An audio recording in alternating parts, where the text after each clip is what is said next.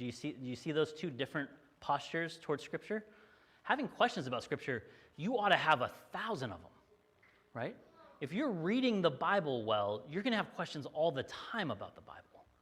Sometimes as the church, when we talk about what the Bible is, we can give off the sense of like, oh, you should never have any doubts about this, you should never have any questions. That's not the point at all, right? By all means, have them, right? This scribe had real questions for Jesus, and Jesus isn't mad at him for having the questions at all. He answers the questions honestly, right?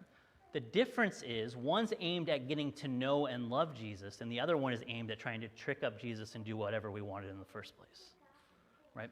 And when those are your two options, that first version of trying to follow what we wanted to anyway, or sort of trusting what we already knew, that's not a good use of Scripture, right? That's not a good way of approaching Scripture. So given that, though, we're back to our question of how do we listen to Jesus, and how does Scripture fit into how we listen to Jesus? And this is what I want to sort of dive into further now.